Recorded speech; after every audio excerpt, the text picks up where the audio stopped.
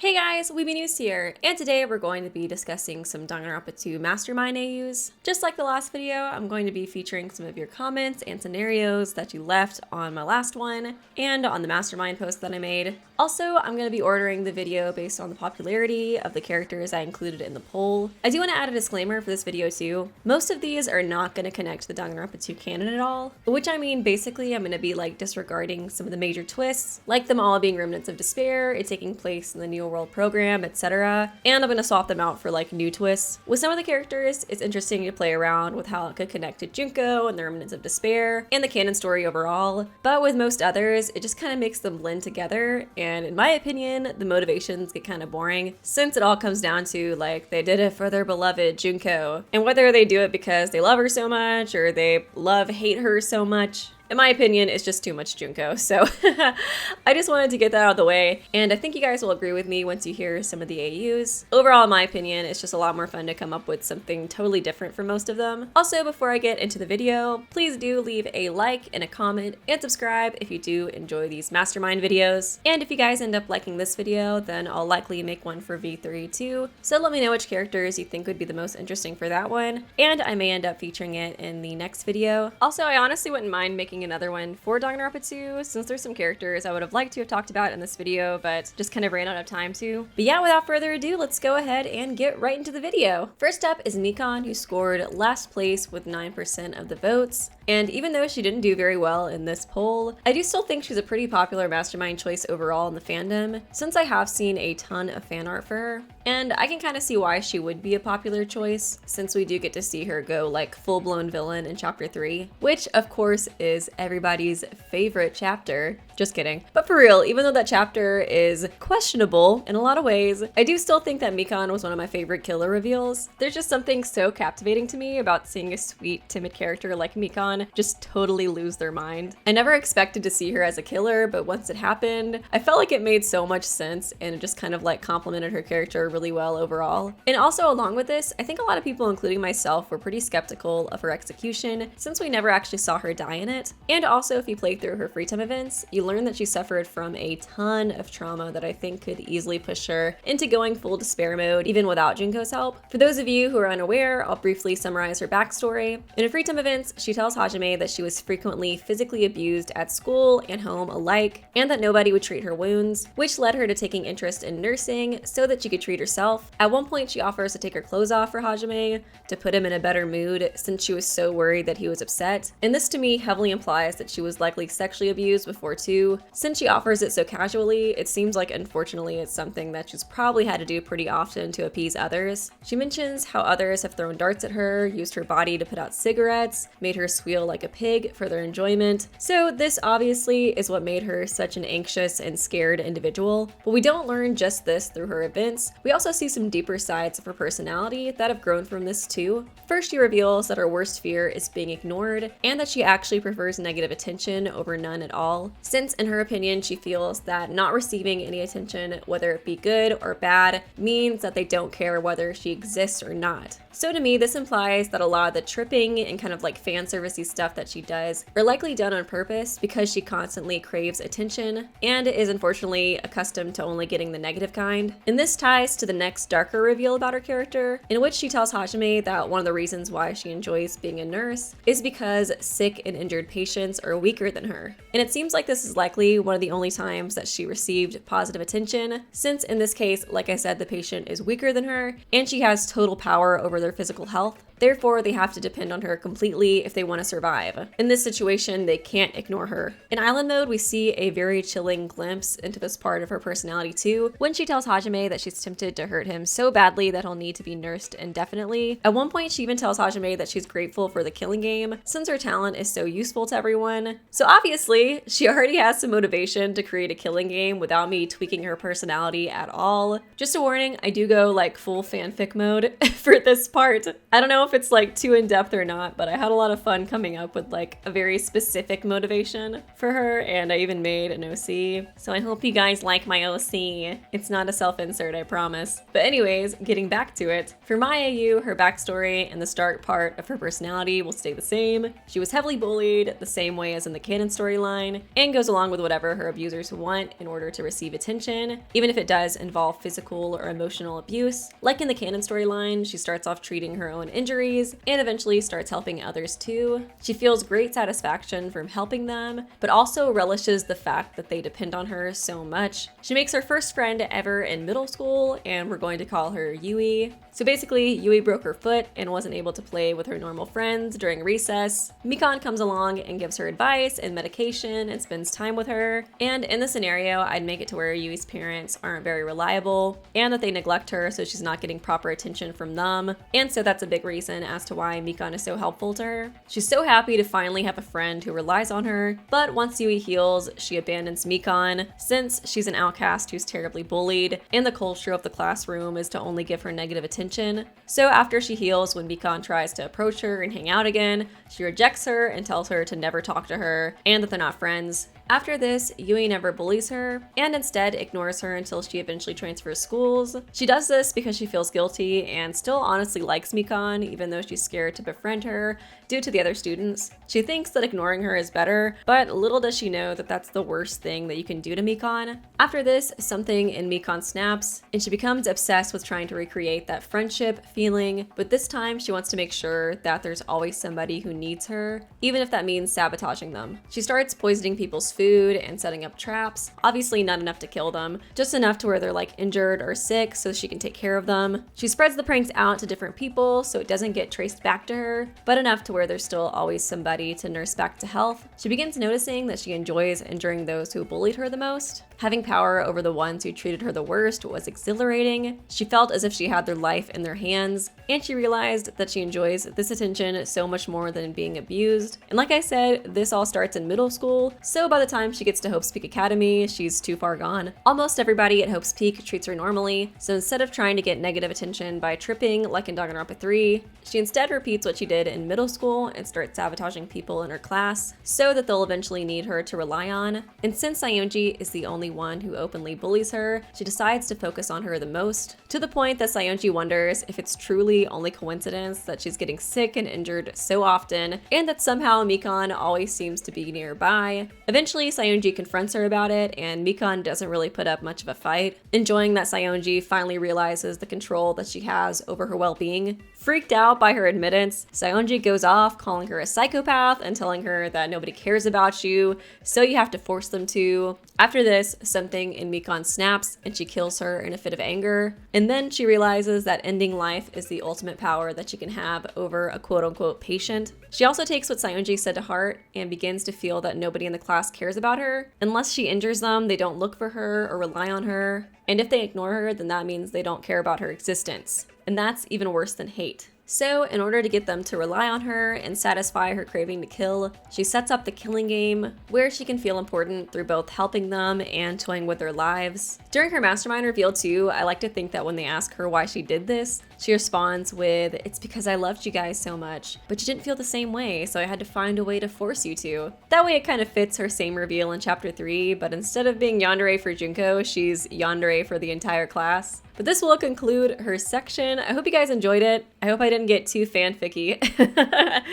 on it, but I had a lot of fun creating this scenario, so I wanted to leave it all in. And yeah, feel free to let me know what ideas you guys might have regarding her mastermind scenario. Next up is Hajime Hinata, who won 11% of the vote. So I know that technically Hajime is the mastermind of Danganronpa 2 through Izuru Kamakura, since he was the one who downloaded the Junko AI into the Neo World program, but I feel like it was really heavily overshadowed by the Junko AI reveal, to the point that I literally forget sometimes that he's technically the mastermind. So for this section, I'm going to focus on some rewrites of the scenario. The first one I want to cover was written by Story of Gore. They wrote, Danganronpa 2 has a lot of interesting mastermind AUs, but the one I'll always be more interested in is focusing more on Hinata/Izuru's role as the mastermind. In my mind, a more fitting route to take wouldn't have been setting up Hinata's memories of his life at Hope's Peak pre-operation, but instead to have the Neo World program have difficulty keeping Hinata's avatar stable due to his true Izuru's self being sealed away surgically. Rather than have vague memories of the reserve course classroom, instead have him momentarily revert to Izuru and become more cold and distant for a brief time before Hinata returns. The fact that Hinata was willing to go to such extremes to gain talent, at least in my opinion, shows his struggles with himself and his identity given his lack of talent, the repeated flashbacks of Izuru, and an ability to understand these drastic shifts in his personality would set up a more lengthy and in-depth exploration of his struggles with identity and who he is as a person. In the final trial, when Izuru is revealed as the one who began the simulated killing game, as well as being Hinata himself, the instability of his avatar could lead to a confrontation between who he is and who he has become, with the rest of the virtual reality glitching out. So too the protagonist, as he uncontrollably switches between himself and Izuru. His crisis becomes more of a moment for Hinata to be horrified by his actions, that he let himself become something like that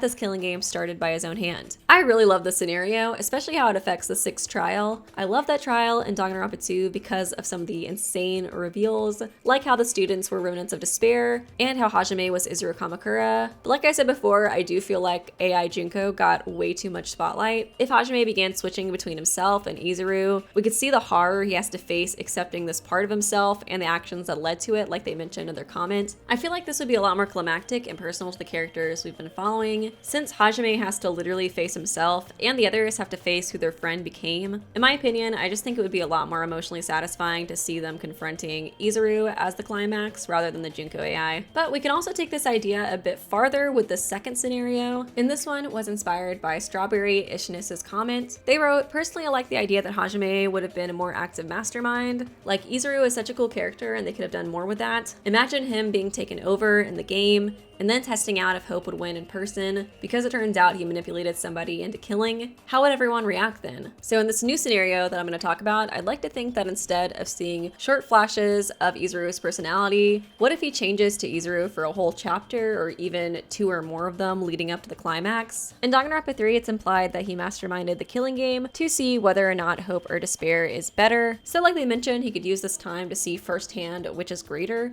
And I love the idea of him inciting a murder to test hope versus despair. I imagine that he'd still pretend to be regular Hajime during the setup, just to ensure that the results are unbothered. I think I could see Nagito being the one to notice his new, less genuine facade, since he's used to sneaking around like he did in chapter 1. I have like one Mimi scenario that I think would only work as like a one-shot, but I think it would be hilarious if Izuru was just pretending to be Hajime from the very beginning of the game. So then during the first chapter, he has a plan to set up a murder to test out hope versus despair, and then him and Kamida both end up running into each other while setting their plans up, and it just turns into like the Spider-Man meme. Jokes aside though, I do really love this idea. I think other than Nagito, Chiaki could be the only other person to notice his slight change in demeanor when he switches to Izuru. And the only really difficult thing in this scenario is kind of like the Nagi one from the last video. How would you hide it from the player? I think limiting the internal dialogue for the entire game would be a good strategy. Danganronpa usually has a lot of inner monologues, so I feel like if it just stops abruptly at one point, it'd be too suspicious. But if it's like that from the beginning, it could convince the player that it's an artistic choice. That way you think you know him since you're only seeing what he shows to the group. And then Nagito and Chiaki's suspicions could just be mentioned but subdued, so that it's hinted at but not obvious. I feel like they could write him manipulating a killing scenario too while being subtle about it, like him influencing the setting where it takes place, for example like convincing the group to throw a party, or encouraging a feud between 2 characters. Even though it could seem suspicious at first, I think once a killer and their plan is revealed, that could be a good way to subvert the player's attention. But these are all just some ideas I want to throw out there. Let me know what you guys think of these in the comment section, and what other kind of scenarios you think would be good for Izuru too. And now that we've discussed some Izuru scenarios, I'd like to make one for Hajime just straight up being the mastermind. Since Hajime is definitely a tortured soul, so him becoming a mastermind without Izuru Kamakura, in my opinion, is totally feasible. We learned that Hajime, although unremarkable, was so obsessed with talent to the point that he willingly sacrificed his body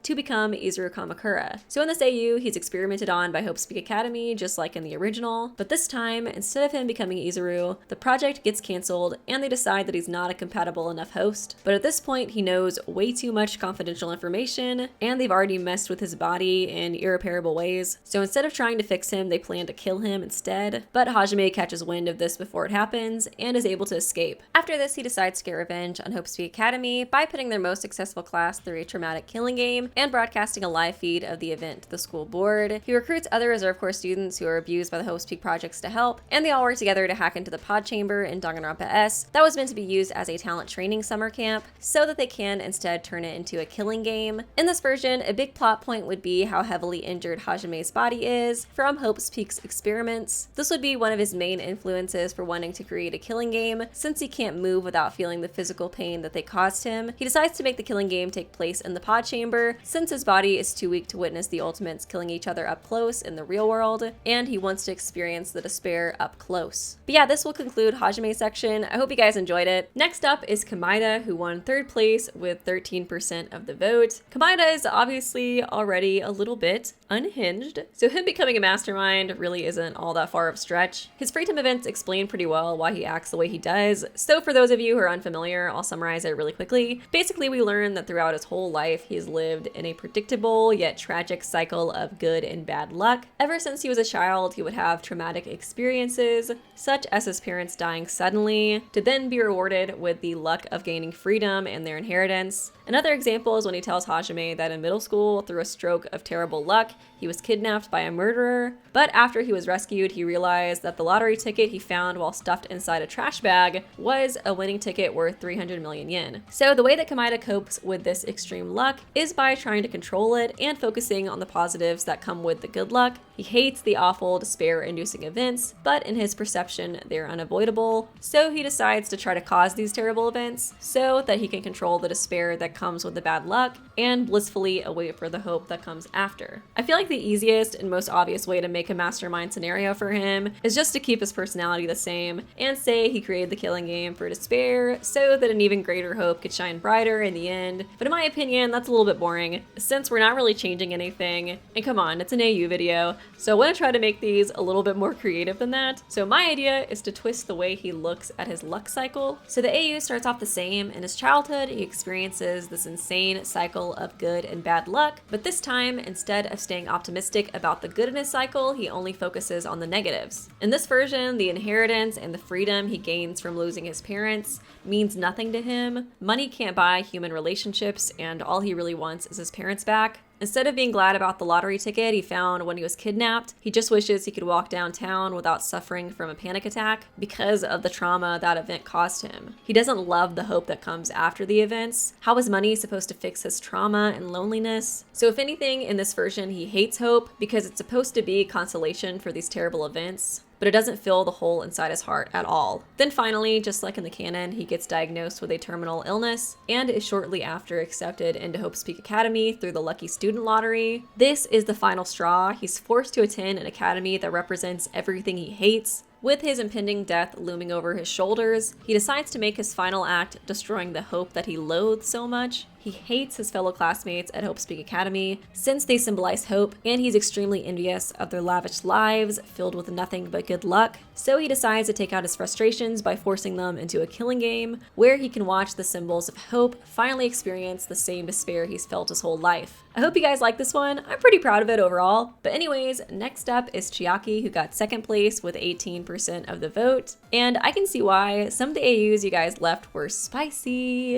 And I think they all just stand out to me and personally hurt my heart so much because of how messed up the idea of Chiaki being secretly evil is. Like, if she would have actually been the mastermind, I think it would have chucked my game into a lake. But yeah, let's just go ahead and get right into the AUs. The first scenario I want to discuss was a comment written by Mal Moros. They wrote, what if instead of adding Monokuma to the game, Izuru's virus corrupted Chiaki and Usami and made Chiaki the mastermind? She was supposed to help them recover, but instead she keeps pushing them further into despair. And because they're so focused on Usami, they don't even notice until it's too late. I love this idea. To be honest, I could totally have seen this being the actual twist. And if it was, my heart would have totally broken. The idea of Chiaki, the symbol of hope in the game, actually leading them to despair the whole time is just so tragic. I feel like you could do a lot with this idea too, especially by taking use of the idea of toxic positivity, which toxic positivity involves dismissing negative emotions and responding to distress with false reassurance rather than empathy. One of the reasons it's so bad is because you don't fully allow yourself to process your emotions and get them out of your system. game. And some research does suggest that people who avoid their own negative emotions just feel worse later on. And in my experience, this has always been true. So what if she's pushing these beliefs onto the others? That way you think that she's just like naive and optimistic, but in reality, she's purposefully dismissing their feelings and giving them unrealistic expectations so that they can feel more and more beaten down and depressed by the end of each chapter. I'd love it too if in her final reveal she points out specific instances of doing this. And also for this AU, if you keep everything from the Danganronpa 3 anime canon with Chiaki being a real person, then it would be so messed up that they forgot about the real her and only remembered the corrupted AI version. It'd be really interesting too for her to reveal who she's based on in the 6th trial, and that would bring the others so much despair, and I feel like it would be especially hard on Hajime. I just think the whole idea is really interesting. But yeah, let me know what you guys think about the scenario.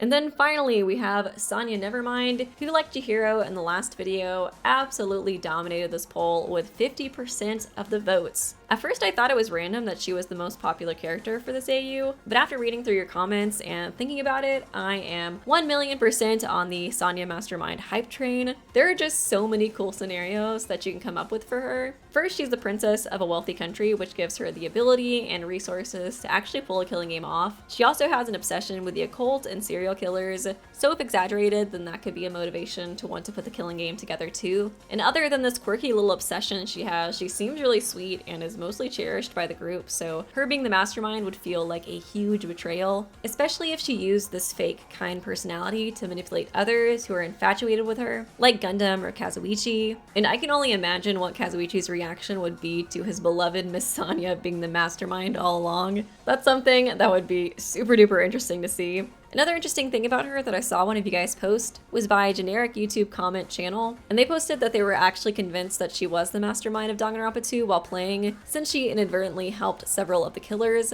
Since she's the one who organized the beach party in chapter 2, and had Ibuki not gone to it, she would have talked to Mihiru about the video game and maybe prevented her death. She also suggested that Hiyoko go to the music venue in chapter 3, which led to her getting killed. And in chapter 5, she was the one who told the group about the fire grenades, which helped Nagito's plan go through. I just thought that was really interesting since I didn't notice while playing. And I feel like that would be a really good way to like subtly hint that she's the mastermind if she did end up being the one. The main scenario I want to talk about regarding Mastermind Sonya was written by the Rogue Mystic 17. In their comment, they wrote about how her country of Nova Selic could be the ones who are behind the killing game, and that maybe they put together the killing game in order to show the world and Sonya that their country, despite their small size, should be feared. And basically Sonya's role in this killing game could be a lot like Makuro was to Junko in Danganronpa 1, sharing information with her family on the situation that benefits them into keeping the game more entertaining. Now the motive for Sonya and her family could be derived from Sonya herself, as she is loyal to her country, which serves as a way that she would go along with this plan. But due to her somewhat naive nature, she forms bonds with everyone as she does in the normal game. However, as the game goes on, she becomes more and more upset about the lives that have been lost and the friends that she has made as a result of her family's game, having Gundam as the final straw for Sonya as she had a close connection with him. I really like this idea because it still humanizes her and makes her a redeemable mastermind. And honestly, if I had read a theory about this before beating Danganronpa 2, I would have been fully convinced that she was the mastermind. Since I feel like a lot of the struggles she reveals to Hajime complement this idea a lot. In her free time events, she really emphasizes to Hajime her commitment to her country and how her life has been put on the line due to her status. Specifically, she tells him that her life belongs to her nation and its people, and that if she were to die here, it would be meaningful to her kingdom, therefore she doesn't fear it. I feel like in this AU, if Nova Selic was the mastermind behind the killing game, they could have been feeding her this type of doctrine her whole life, except even more extreme in order to brainwash her into only caring about her nation. In her free time events, she also expresses to Hajime the burdens that come with her position, how she's expected to never show fear or despair since she's a role model for her people. Because of this, she was hoping at Hope's Peak she could be a regular girl and feel some sense of relief and normalcy. She already feels this great pressure being the princess of a peaceful country, so I can only imagine how much worse it would be if she was from a tyrannical dictatorship that was war hungry. If the killing game was the first time she was lit outside of her bubble too, then it'd be the first time she actually got to experience life as like a normal girl, and it would be the first time that she's able to meet people that actually like her for her personality and not her position. So I think it'd be really interesting to see her struggle between her dedication to her country and her new friendships. and her relationship with Gundam would be a million times more heartbreaking in this AU too. The way I imagine it, she entered the killing game with full dedication to her country, but then she'd grow closer to the others, especially Gundam, and begin to question her actual position and who she wants to be. I would make it to where Gundam still dies, and after this, instead of confronting her feelings, she'd just bury them and lie to herself that she doesn't care and it's only her kingdom that she needs. Then once she reveals herself as the mastermind, she acts cold and as if she only cared about her mission the whole time. But the group would slowly crack that tough exterior by questioning her about whether or not she really did care about them and what about Gundam. And I think them asking about Gundam would be the final straw, and she'd eventually admit that she had doubts about the game, but that her family and country is all that she's ever known. She also believed that there was no way the other students would forgive her, which is another reason why she buried her feelings and tried fully committing to her role again. But when she starts cracking under pressure, her family can intervene, making them the final boss that these students have to face. Overall, I just really enjoy the scenario. I think there's so much you can do with it. And there's another comment I want to combine this with too by Wentz Media. They mentioned that our country could have a ritual where they have the killing game annually with the bottom of their society, like criminals, extremely poor people, basically anybody who is considered a burden to the government. And so I wanted to take this idea and twist it a little bit. What if instead of doing it to people who are already criminals, instead it's a way to root out those that they think will negatively affect society once they graduate? So I was thinking that maybe Japan has seen how great that this has been for Novoselic, and so the Danganronpa 2 cast is one of the first killing games as a preview for Japan trying this out. So in this version, the Danganronpa 2 cast are all problem kids who have the lowest GPAs in their schools, negative tallies on their criminal records, come from poor backgrounds, etc. And as a cover, they tell them that they're going to a lottery school to develop specific talents, but that's just a way to lure them into the killing game. But in this scenario, a lot of their talents are just okay or subpar, and that could actually be a way to kind of like hint at the ending, like why are these people considered ultimates? Also, I feel like some of their brief arrest, poverty, poor grades, etc. could be mentioned from time to time throughout the game, where the ending is foreshadowed again without giving it away, since I feel like a lot of these could be written off as usual tragic backstories. But that's just another idea that I thought could be interesting to incorporate into this AU. Feel free to let me know what you guys think. But anyways, this will conclude the video. I hope you guys enjoyed. Please let me know in the comments what you think about these AUs, which ones are your favorites, and what other characters you would like to see me talk about in future videos. Like I said, I really wanted to talk about some other characters like Akane and the Ultimate Imposter and Kazuichi, but this video just got like way too long. So if you are interested in hearing me talk about them, please let me know in the comment section. I'd love to make like a second video for the Danganronpa 2 game, since I really do feel like there's some other really cool scenarios you could come up with for other characters. And yeah, also please let me know which characters from V3 you'd like me to talk about. But yeah, I hope you guys liked the video. I tried my best to try not to be too vague, but also try not to be too detailed. I know I went a little crazy with the Mikon part, but there were some other parts that I really wanted to like go into excruciating detail with, like how exactly did Hajime escape Hope's Peak Academy's imprisonment and stuff like that, but I wasn't sure if those details would be like boring or if they would add more and people would like them. So please let me know in the comments if you prefer them to be more vague or more detailed. I wasn't totally sure while making this, so I'd really love it if you guys give me some feedback on that, and I could definitely take that into consideration for the next video and any other kind of like what if scenarios I decide to make in the future. But yeah, once again, thanks guys for watching the video. I really appreciate the love and support you guys have shown on my channel, and yeah, I will see you guys real soon.